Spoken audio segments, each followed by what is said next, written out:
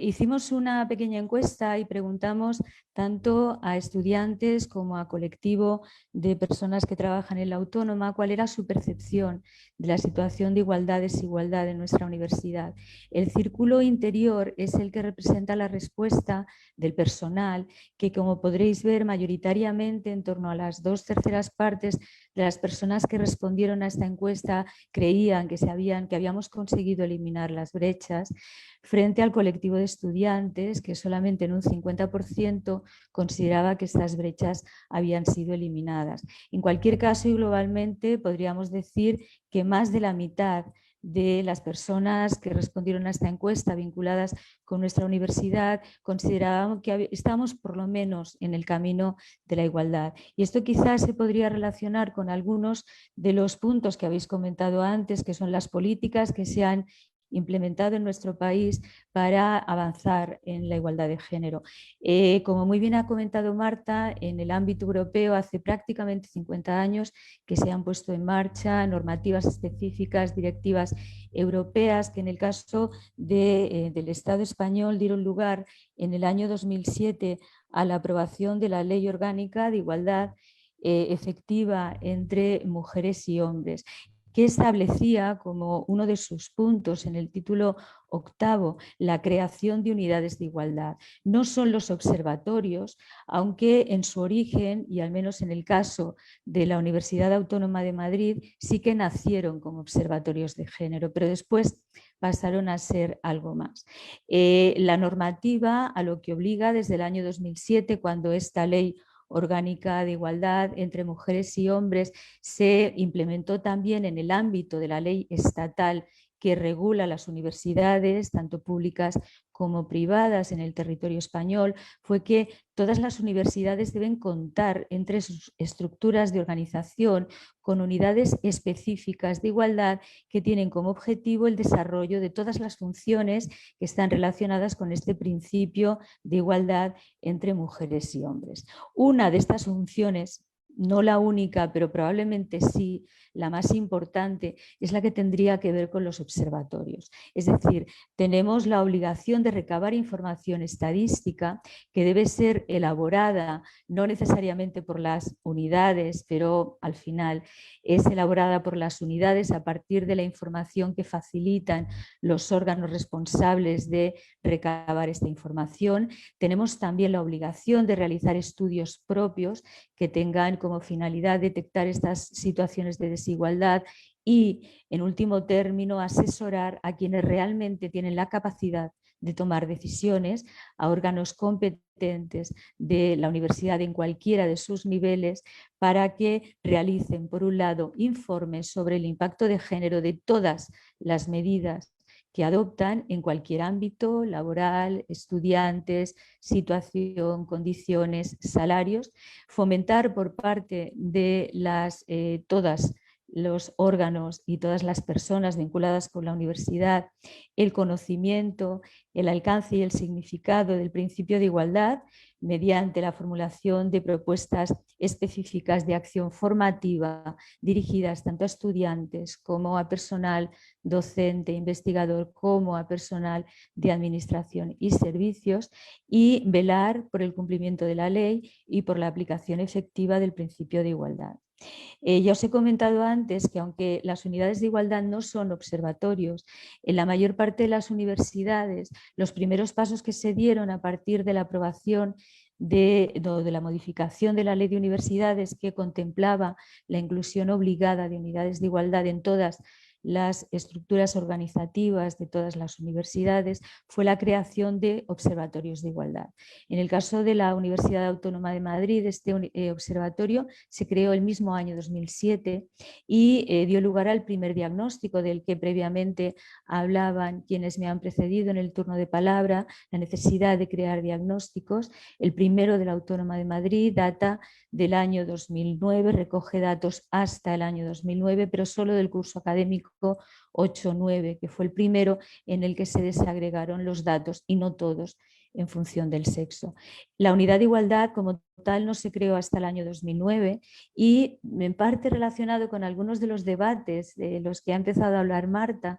nuestra unidad de igualdad en el año 2016 pasó a llamarse unidad de igualdad de género. Y en el caso de nuestra universidad, no, en otras universidades españolas, las universidades españolas son autónomas en este sentido y tienen sus propios estatutos. En el caso de nuestra universidad están segregadas de alguna forma las funciones entre la unidad de igualdad de género y una unidad que se llama unidad de equidad, convivencia y no discriminación. En el ámbito de la unidad de igualdad de género, lo que nuestro cometido, nuestras encomiendas, se han plasmado en el desarrollo anual de diagnósticos de igualdad de nuestra universidad. El último data del curso 16-17 y a partir de estos diagnósticos lo que tenemos la obligación es de aprobar planes de igualdad que tienen una duración que no está contemplada de forma precisa en la ley, pero que en el caso de nuestra universidad ha sido una duración de 4 años siempre hasta la fecha, y que lo que contemplan estos planes de igualdad son un conjunto ordenado de medidas que deben ser medidas, como también han afirmado y han defendido quienes me han precedido en el turno de palabra, deben ser evaluables. Son medidas dirigidas a eliminar los obstáculos que se han identificado y que podemos sospechar que impiden o que dificultan la igualdad efectiva entre mujeres y hombres, y a eliminar cualquier forma de discriminación por razón de sexo en las empresas. Nuestra universidad está ya en su tercer plan de igualdad. Se aprobó en el año 2019, se inició en el año 2019, finaliza a finales del año 2022. Ha habido un cambio normativo muy reciente en España que entró en vigor entre enero y abril del año 2020 y que, a pesar de que todavía no hemos finalizado nuestro tercer plan de igualdad, nos obliga a lo largo del año 2021 a hacer una modificación del diagnóstico para, por ley, incluir los datos sobre brecha salarial, que hasta ahora, y aunque resulte extraño después de todo este largo recorrido que llevamos ya de compromiso efectivo en la promoción de la igualdad, no se habían hecho públicos. Siempre nuestros planes de igualdad van precedidos de un diagnóstico, en este caso el quinto, del que ya os he hablado, de una evaluación del plan de igualdad precedente, en nuestro caso el segundo, que se inició en el año 2011, finalizó en el año 2015 y que a su vez fue del año 2015 al año 2018 y que a su vez había sido el resultado de la evaluación y del diagnóstico previos del primer plan de igualdad, que este sí se inició en el año 2011 y finalizó en el año 2015. En este tiempo se podría pensar que nuestros objetivos, nuestros ejes, nuestras acciones ordenadas han cambiado. Y la respuesta es que no, estamos en otro punto, pero no estamos en un punto en el que hemos dado muchos pasos, pero no los suficientes. De hecho, con respecto a planes anteriores, nuestro tercer plan de igualdad no solo no ha reducido, sino que ha incrementado el número de medidas y las ha incrementado en un 22%, que es un valor, yo creo que muy importante. También hemos detectado, a partir de la evaluación del segundo plan de igualdad, la necesidad de incrementar el número de ejes hasta incluir un sexto eje a los 5 que habían incluido todos los planes precedentes. Y este sexto eje es un eje que hace referencia específica al colectivo de estudiantes, porque la normativa española sobre planes de igualdad está pensada desde sus orígenes y las nuevas modificaciones reglamentarias van todavía más en esta línea para las empresas. Y las universidades, en cierto sentido, podemos ser concebidas como empresas porque hay personas somos personas quienes trabajamos en ellas, pero la mayor parte de las personas que forman parte de las comunidades universitarias no tienen una relación laboral con la universidad, sino que son estudiantes. Esto nos ha llevado a incluir un eje de igualdad entre estudiantes. Por supuesto, el eje 3, que es el que se refiere a las condiciones de trabajo, acceso y carrera profesional, y también muy importante el eje 2, que tiene que ver con algunos temas que ya se han comentado aquí, por ejemplo, comunicar, intentar conseguir un uso no sexista de la lengua, es una carrera en la que estamos, visibilizar y sensibilizar, también tiene que ver con algunas de las acciones a las que han hecho referencia quienes me han precedido en el turno de palabra, campañas de sensibilización en torno a días en particular, pero también en torno a objetivos muy importantes de nuestro plan. Y uno de los objetivos que aparece tanto en el eje 3 como en el eje 6 y que es fundamental es la lucha contra el acoso en todas sus formas, el acoso también entre estudiantes, el acoso no solo en el espacio o en los espacios de la universidad, sino también en el ciberespacio. Además, incluye otros ejes que podrían pues, considerarse más básicos, como el eje 5, que es la participación de las mujeres en la gobernanza de la universidad y en los procesos de toma de decisiones, y un cuarto eje al que también ha hecho referencia previamente Marta, que es la incorporación de la perspectiva de género tanto en la docencia como en la investigación. En total, estos 6 ejes se desarrollan en 122 acciones, 18 objetivos generales y 33 objetivos específicos. Es un plan muy ambicioso, es un plan que afortunadamente en el Ecuador de su implementación podemos decir que en torno a un 68% al menos se han iniciado las acciones, aunque no podemos decir, salvo en un porcentaje que ronda el 3%, que se hayan completado. Es cierto que todavía tenemos tiempo para ello, pero también os he comentado antes que tenemos por normativa legal, tenemos la obligación de adelantarnos un poco a los tiempos que tendríamos estipulados. Hasta aquí un poco la parte más positiva del relato de mi historia, y la segunda parte me gustaría daros 3 datos, 3 pinceladas que serían un avance del nuevo diagnóstico, que recogen datos correspondientes al curso académico 2019-2020. Un curso académico que lamentablemente marcó el inicio de un periodo muy triste en nuestras vidas y de nuestra historia, pero que he traído datos que reflejarían en pequeña medida el horror que estamos viviendo y que hemos vivido. Estos datos tienen como único objetivo el que pensemos en dónde estamos después de 14 años, 3 planes de igualdad, en torno a 100 acciones por cada uno de los planes, una unidad de igualdad precedida del observatorio que también tiene 14 años, un instituto universitario de estudios de la mujer que en la Universidad Autónoma de Madrid se creó en el año 1993 y por tanto tiene una extensísima historia y una tradición muy consolidada, y sin embargo los datos siguen siendo los que son. Cuando analizamos un índice que mide simplemente la proporción de mujeres respecto a hombres a diferentes niveles de los estudios universitarios, y después estas siglas PDI hacen referencia a personal docente e investigador en términos generales, sea cual sea el tipo de contrato que tiene, tenemos una sobrerepresentación de las mujeres entre el alumnado, en torno a un 60% más que de hombres cuando hablamos de grado, que cae en un porcentaje importante cuando ya estamos hablando de estudios de posgrado, que en el caso de España, bueno, y del resto también de la Unión Europea, se refieren a máster.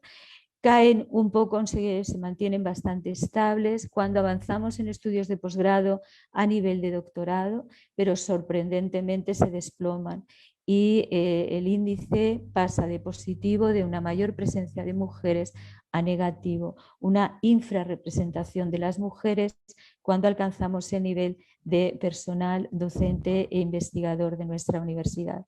Y si entramos en las categorías docentes, no hay nada sorprendente. Acaba también de referirse Marta a resultados similares en Alemania. Podemos congratularnos de que las cifras en nuestra universidad, como resultado de acciones positivas de presencia de mujeres a nivel de cátedra, que es la categoría A, de universitaria, han subido hasta prácticamente un 30%, partiendo de menos de un 17% en el segundo plan de igualdad, pero cuando analizamos cuál es nuestra presencia a lo largo de la carrera académica, desde los niveles inferiores, el nivel D de acceso, estamos por encima, el nivel B, que es una contratación todavía no permanente, somos más mujeres que hombres. Cuando entramos ya a nivel de profesorado que tiene estatuto de funcionaria a funcionario público, desaparecemos, no, pero caemos de una forma muy importante. El equivalente a profesor asistente en el ámbito español es profesor titular de universidad, estamos por debajo de 1, que tampoco indicaría que un nivel de paridad, puesto que la presencia de mujeres en la universidad es superior al 50%, cuando vamos al nivel de profesoras, profesores, que en el ámbito español son las cátedras, caemos a niveles que están en torno aún en la mejor de las universidades, como antes comentaba Marta, en torno al 35-37% de las mujeres. Esto, bueno, he utilizado el término que ya todas y todos conocéis, es que poco a poco nos vamos perdiendo, como si la tubería tuviera algún tipo de pinchazo y las gotas que caen somos más nosotras que ellos. Cuando hablamos de techos de cristal en términos de con respecto al nivel inferior, qué porcentaje de mujeres alcanzan, son ascendidas entre comillas o alcanzan el nivel superior, en los niveles más bajos de la carrera universitaria, el total, incluyendo mujeres u hombres, es menor que las mujeres, es decir, tenemos más éxito a la hora de acceder a los niveles de inicio de la carrera universitaria, que son contratos que tienen una duración limitada en el tiempo. Cuando subimos ya estamos un poquito a la par. Estos son ya contratos que tienen estabilidad contractual, son contratos permanentes, estamos a la par. Cuando accedemos a la función pública, la probabilidad en términos generales que tiene una persona, independientemente de su sexo, de llegar a ser catedrática o catedrático es 0,44. Cuando hablamos de mujeres, esa probabilidad cae a prácticamente la mitad, que sería en torno a 0,25. Prácticamente estoy en el límite de mi tiempo y me gustaría finalizar con 3 reflexiones que he añadido a última hora conforme estaba escuchando a Marta, cuando pensamos qué deberíamos hacer, qué es lo que podemos mejorar. Hay cosas que son las que yo he anotado aquí, que creo que son fundamentales en el caso de la experiencia española. Las unidades de igualdad en las universidades deben existir. Ahora bien, su capacidad de ejecutoria es muy limitada. Realizan estudios, asesoran, indican, pero no toman decisiones. Necesitamos que haya implicación de quienes realmente toman las decisiones. En nuestro caso, en muchas ocasiones, esta implicación existe, es un hecho, pero cuando no lo es, nuestra capacidad de que esas acciones se lleven a cabo está muy limitada. La palabra o las palabras para mí clave son redes y compromiso.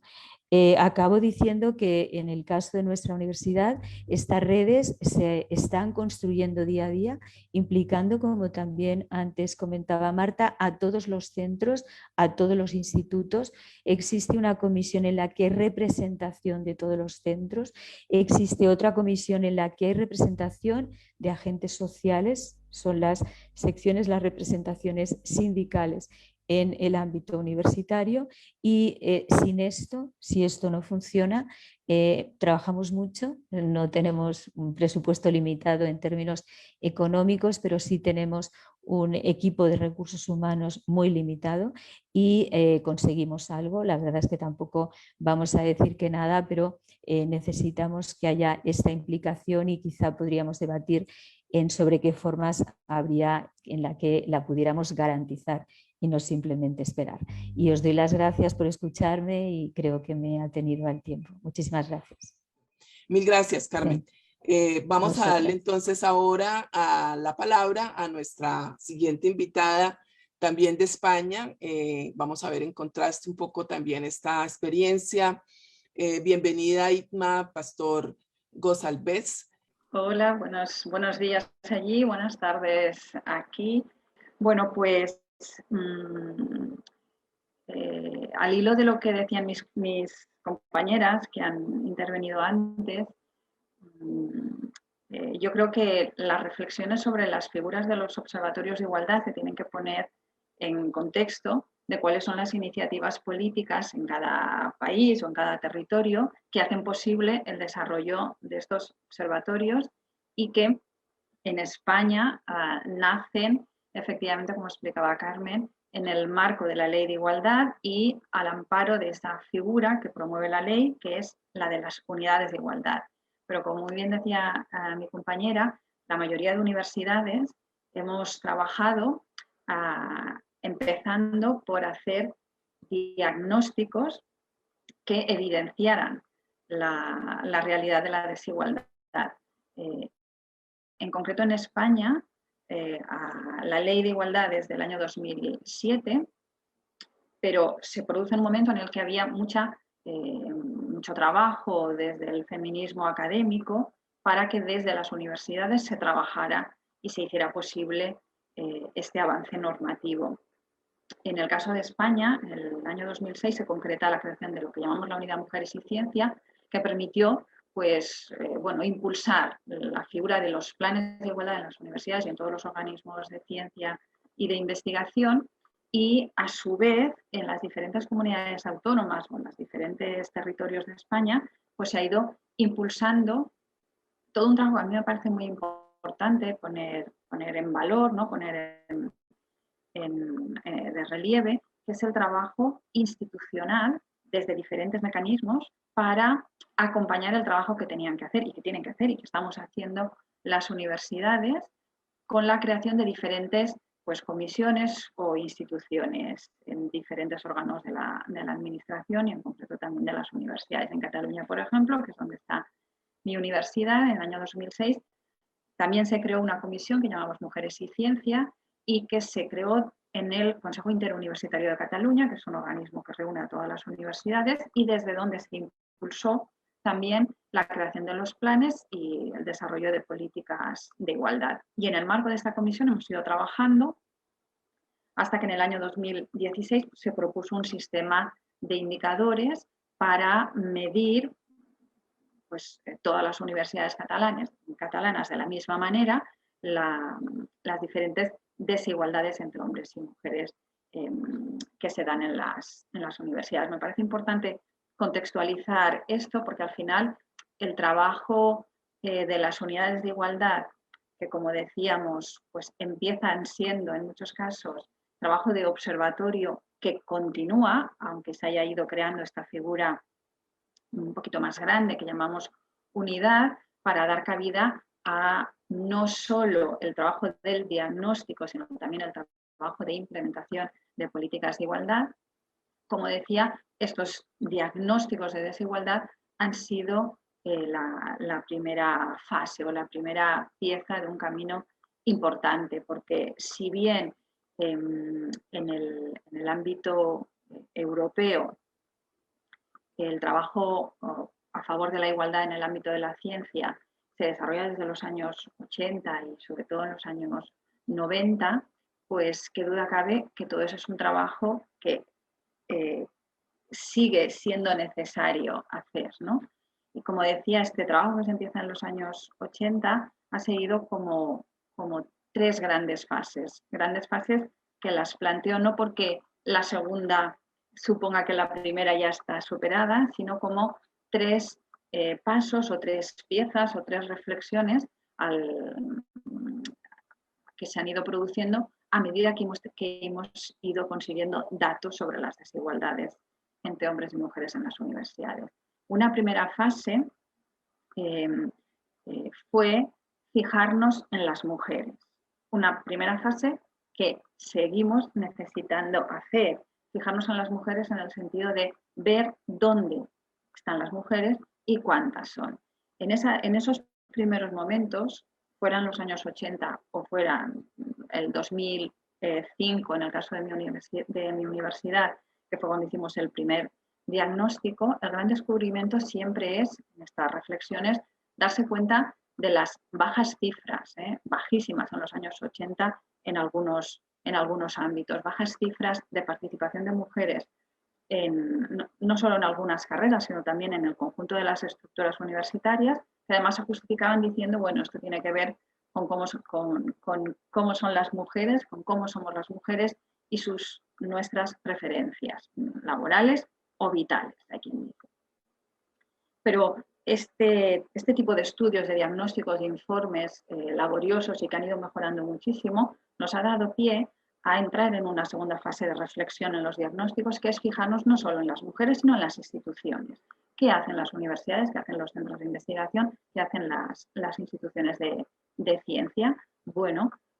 fijarnos en cómo funcionan las instituciones nos ha permitido reconocer que se producen sesgos que son organizativos, por lo tanto estructurales e institucionales, que son estos sesgos los que condicionan y por lo tanto limitan en muchos casos el desarrollo profesional de las mujeres. Por decirlo así, avance de los diagnósticos, sobre todo de las reflexiones, análisis, estudios de muchísimas mujeres estudiosas, investigadoras, académicas, nos ha permitido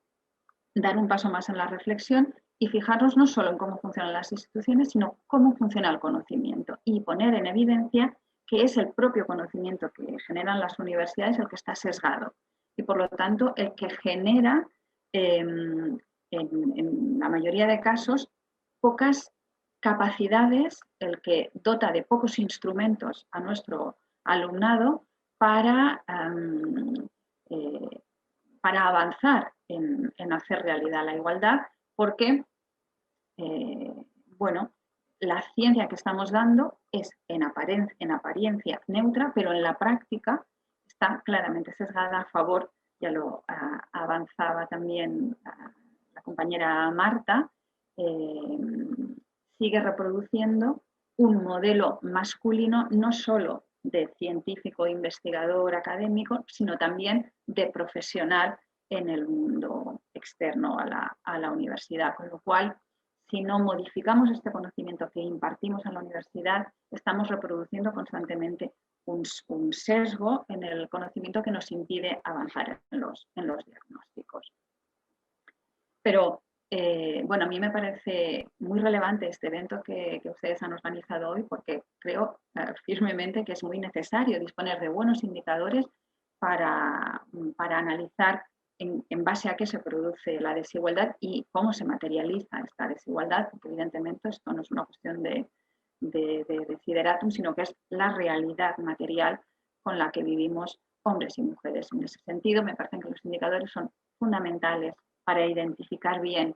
cómo se materializa, apuntaba yo, la división sexual del trabajo dentro de la ciencia, que me parece un elemento clave para poder después generar buenas acciones, buenas políticas que contribuyan a la igualdad y para también, por supuesto, identificar cuáles son las nuevas desigualdades que se van produciendo y que además se generan también a partir de las nuevas políticas científicas. Es decir, las nuevas desigualdades tienen que ver con la realidad en cada momento, pero también con las decisiones políticas de cómo se hace la ciencia, de cómo se impulsa la ciencia, de cómo se mide la ciencia dentro de las universidades. Entonces, en ese sentido, me parece que es fundamental analizar cuáles son los indicadores que utilizamos, ¿no? Los que utilizan las instituciones en general y cada una de las universidades en particular. Yo lo apuntaba al principio, la Unión Europea ha trabajado en este ámbito desde hace años y en ese sentido, bueno, pues, y de manera muy rápida, destacar algunos informes que están en la base de que hoy en día tengamos pues, buenos datos, ¿no? O datos que van mejorando el diagnóstico de las desigualdades. En Europa el informe ETAN del año 2000 fue el punto de partida, no es un informe estadísticamente perfecto, pero sí fue un gran paso por el consenso político que hubo alrededor de impulsar este informe. A partir de ahí, desde el 2003, la Unión Europea publica el informe She-Figures, que se hace cada 3 años, y que nos, bueno, que nos ilustra, ¿no?, de la realidad de las desigualdades entre hombres y mujeres en las universidades europeas. Además, es un informe que va incluyendo nuevos indicadores, que intenta incorporar nuevos indicadores, pero así todo, a mi entender, pues tiene también algunas carencias. Y dentro de España, de manera sistemática se publica el informe Científicas en Cifras desde el 2011, que es bianual, pero de manera puntual en el año 2007 se publicó también Académicas en Cifras, que es un informe que también da cuenta de los datos de todas las universidades, lo cual nos permite a las universidades, bueno, disponer de datos globales, pero a mi entender es un informe que de alguna manera sigue un tipo de indicador que yo creo que no es suficiente en estos momentos para medir la desigualdad, o para medir, sobre todo, a mi entender, lo más importante, las causas de la desigualdad dentro de la ciencia. En España se pueden destacar otros 2 informes, el de la FECIT del año 2007 y el Libro Blanco del 2011, que son destacables, sobre todo el Libro Blanco, porque incluye indicadores que, si bien no son sistemáticos porque solo se hizo en ese momento, sí facilitaron un conjunto de mediciones y de resultados que son muy, muy relevantes. La pena es que solo se hizo en el 2011 y sería muy necesario pues, tener más. A ver, yo había preparado una presentación para, para presentar cuáles son los indicadores que habitualmente se utilizan en España y ilustrando el caso de mi universidad. No quisiera alargarme muchísimo en presentar los datos, porque a lo mejor son en general conocidos, pero bueno, sí un poco la reflexión sobre la utilidad y la necesidad de estos indicadores y sobre todo hasta qué punto son realmente estos o otros los que necesitamos, especialmente desde los observatorios y las unidades de igualdad, para hacer buenos planes de igualdad, ¿vale? Entonces, bueno, muy brevemente, en España se utilizan indicadores sobre 3 grandes colectivos que forman la comunidad universitaria. Por un lado, se utilizan indicadores sobre el personal docente e investigador, que son indicadores que miden la presencia de hombres y mujeres en cuanto a composición de la plantilla, con una batería importante. Se pueden imaginar pues, porcentaje de mujeres y hombres por categoría profesional, por rama de conocimiento, en fin, por todas estas variables. También indicadores sobre la participación de hombres y mujeres en la dirección, gestión y gobierno de la universidad, que es un ámbito importantísimo, y también sobre actividad y liderazgo dentro de la investigación, ¿vale? Cuántas mujeres lideran, cuántas mujeres lideran grupos, lideran proyectos de investigación, cuántas mujeres están haciendo investigación, mujeres y cuántos hombres, y también todo un paquete de datos sobre qué reconocimiento se da a la actividad académica, ¿no? Pues premios o distinciones que se dan dentro de la universidad. Después hay otro tipo de indicador que tiene que ver con describir la realidad del personal de administración y servicios, y son indicadores que tienen que ver con hombres y mujeres según vinculación laboral, según categoría laboral, cuántos hay con cargos de gestión y en qué tipo de cargos. Bueno, son indicadores que nos describen muy bien dónde y haciendo qué tenemos a hombres y mujeres. Y finalmente, sobre el alumnado, que es, como comentaba antes mi compañera, el colectivo más numeroso dentro de la universidad, pues aquí tenemos muchísimos indicadores que además están muy sistematizados no solo por los observatorios, sino por la universidad propiamente y por el sistema estadístico del país, sobre todo desde el ministerio, porque estos son datos muy relevantes para hacer seguimiento a las universidades, y estos son indicadores clásicos de porcentaje de hombres y mujeres matriculados, pues os podéis imaginar, por titulaciones, por rama de conocimiento, por tipo de estudio oficial. Además, son muy relevantes en este colectivo también los indicadores que nos muestran cómo es el rendimiento académico según el sexo de los alumnos y también cómo es el éxito académico de nuestro alumnado, ¿vale? Bueno, como os decía, yo había preparado una presentación y había recogido pues, bastantes datos de mi universidad que pues los presentaré muy brevemente y muy rápidamente, perdonadme porque lo haga rápidamente, pero como la presentación la tendréis a vuestra disposición, quien tenga pues, más interés en conocer los datos concretos, pues los podéis ir viendo. El primer mensaje, por decirlo así, sería que en estos momentos estamos en una situación paritaria respecto al profesorado, personal docente e investigador. Hay más o menos la misma cantidad de hombres y mujeres. La incorporación de mujeres entre el profesorado ha sido imparable. Las sorpresas, o no tan sorpresas, es que existen diferencias importantísimas según la rama de conocimiento. Seguimos constatando una importante segregación por sexo de la participación de hombres y mujeres en los diferentes ámbitos de conocimiento, y además y sobre todo hay una segregación importante o una participación diferenciada en los diferentes tipos de categorías laborales del personal académico. Mi compañera Carmen de la Autónoma ha puesto sus datos. En el caso de la Universidad Rovira i Virgili, pues los datos son muy parecidos. Yo os lo muestro de una manera más clásica con esta gráfica de tijera, que es muy conocida. Si veis algunas palabras que no os acaban de sonar, es porque hay algunas palabras que las tenía cogidas como imágenes y están en catalán y no he podido traducirlas, pero bueno, se entiende yo creo claramente. La línea azul es la de las mujeres, la línea gris es la de los hombres, y muestra cómo a medida que avanzamos en las diferentes categorías académicas, la presencia de mujeres baja de una manera importante desde una situación de paridad,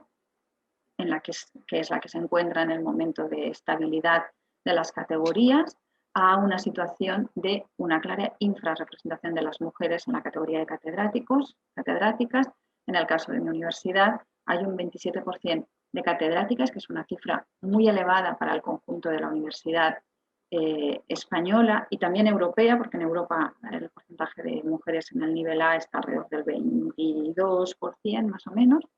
con lo cual la situación es, bueno, claramente mejorable.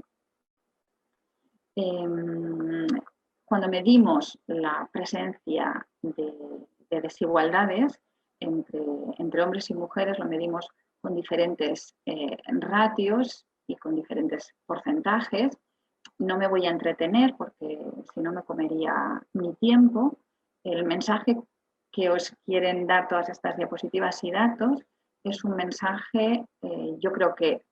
esperanzador, porque vemos que hay una progresión buena, es decir, los datos mejoran desde el año 2007, que es cuando se empiezan a hacer los primeros informes o diagnósticos en las universidades, a día de hoy. La mejora en las ratios de catedráticas respecto a titulares pues es buena, ¿eh? La mala noticia es que queda trecho por mejorar cuando nos comparamos con los hombres, es decir, dentro del colectivo de las mujeres la trayectoria ha sido claramente buena, se han mejorado los indicadores, pero estos mismos indicadores no son suficientemente buenos porque la realidad de los hombres es en ese sentido mejor, ¿no? Por ejemplo, en estos momentos, a fecha 2019, encontramos un hombre catedrático por cada 3 titulares, que es la categoría anterior, es decir, de cada 3 titulares, 1 pasa a ser catedrático. En el caso de las mujeres, necesitamos 6,5 catedráticas para encontrar una catedrática, es decir, las mujeres claramente lo tienen más difícil, cuando la realidad es que ellas trabajan de una manera muy importante tanto en investigación como en docencia. Sin embargo, esta participación en investigación no llega a ser totalmente paritaria. Las mujeres no participan en la misma proporción en la que están presentes en la universidad en lo que se refiere a dirección de proyectos y tampoco a dirección de tesis, con lo cual esto nos explicará una parte de las desigualdades que se producen después en las promociones. Y se producen también unas desigualdades muy importantes cuando se trata de reconocer los méritos que tienen hombres y mujeres en mi universidad en los últimos más de 25 años, en los últimos 30 años prácticamente. Solo se han reconocido como honoris causa un 17% de mujeres, el resto han sido hombres. Es decir, hombres cuando se trata de dar premios, de poner en valor o de reconocer de una manera destacada. Hemos medido también cuántas mujeres son invitadas a dar lecciones inaugurales y aquí sí que tengo que decir que la situación es un poco mejor y que aquí sí que se debe al impacto directo o a la insistencia de mujeres académicas y de la presión de diferentes instituciones dentro de la universidad para que no se olviden de poner voz femenina en los actos importantes de la universidad, que si no también se olvidarían nuestros representantes. En cuanto al personal de administración y servicios, es una situación muy estable que no varía o que varía muy poco a lo largo del tiempo porque es una situación que ya muestra una gran feminización en el conjunto, si bien hay diferencias internas que merecerían una reflexión específica. Yo creo que ahora no es el momento, pero si a alguien le interesa el análisis particular de cuál es la realidad del personal de administración y servicios, tenemos datos, aquí los tenéis muy detallados, porque se relaciona no solo la vinculación laboral, sino también con la categoría laboral, y esto nos permite un análisis importante que es muy compartido además, en el que estamos trabajando con los representantes sindicales para avanzar en esa línea. Y finalmente compartir con vosotros unos poquitos datos que tienen que ver con estudiantes que nos muestran una realidad que en general es conocida, que es por un lado, feminización del alumnado universitario en general. Como veis aquí, estas líneas, el color azul es el porcentaje de mujeres que hay en estudios de grado o de pregrado, como dicen ustedes. La línea naranja es el porcentaje de mujeres estudiando máster y la línea gris es el porcentaje de mujeres estudiando doctorado. Como ven, en todas ellas la situación es una paridad y además es una situación que está estable ya en el tiempo. El periodo aquí analizado es breve, pero nos muestra que esta es, yo creo, una realidad que no creo que involucione, porque las mujeres han entendido perfectamente que su mejora y su libertad pasa, entre otras cosas, y también por los estudios universitarios, ¿no? Y no creo que este sea un avance que perdamos, pero estos datos también nos muestran un ámbito en el que hay mucho camino por recorrer, que es la participación de mujeres en algunos ámbitos. Esta noticia no es nueva, sabemos que hay una segregación por ámbito de conocimiento y que los estudios STEM requieren claramente de mayor participación de las mujeres,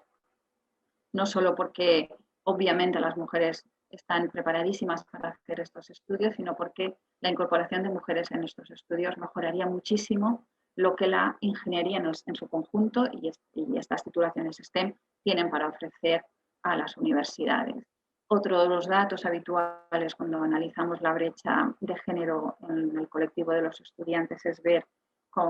cuántas mujeres y hombres hay entre los titulados, y la noticia nos sorprende, las mujeres son un poco más que hombres en todos ellos. Y también, como decía antes, las mujeres presentan una mejor tasa de rendimiento y, por el contrario, los hombres presentan una mayor tasa de abandono en primer curso. Como digo, no son noticias nuevas, pero nos siguen mostrando dónde tenemos que seguir trabajando. Y un poco para acabar, mi intervención, porque no me quiero alargar más, compartir pues, con todos ustedes dos ideas, ¿no? Por un lado, estos indicadores son importantísimos, los necesitamos, pero nos siguen midiendo una cosa que ya sabemos, que es la presencia, ausencia o en algunos casos la baja o alta presencia de mujeres en comparación con los hombres. Entonces es un tipo de indicador clásico necesario, pero que a mi entender en estos momentos no son suficientes. Nos han sido útiles, muy útiles, y son necesarios, insisto, para detectar avances y retrocesos. Y como decía, yo creo que la gran noticia es que se avanza, pero se avanza hasta un punto. Y parece que la mejora a partir de cierto nivel no se consigue fácilmente. Por ejemplo, en el porcentaje de catedráticas, que es una cifra que ha mejorado, pero que en los últimos 5 años parece que cuesta muchísimo. Entonces, a mi entender, necesitamos que los sistemas de diagnóstico que disponemos en las universidades y en el conjunto del sistema de ciencia y tecnología, necesitamos otros indicadores. Indicadores que, a mi entender, recojan información sobre las causas que generan esta presencia o ausencia o esta baja alta presencia de mujeres en la universidad. Porque si no los encontramos, pues va a ser muy difícil diseñar planes eficaces en el desarrollo de políticas. Yo creo que nos gustaría pensar a todas que el impacto de los planes de igualdad que se dan en las universidades desde el año 2007 es muy importante, y a mí me parece que es muy importante en lo institucional, pero en el caso de España, y mirando cómo se han producido las mejoras en los datos y la relación de estas mejoras con factores que tienen que ver no con los planes directamente, sino con el procedimiento objetivo de regular la manera de incorporarse a la universidad,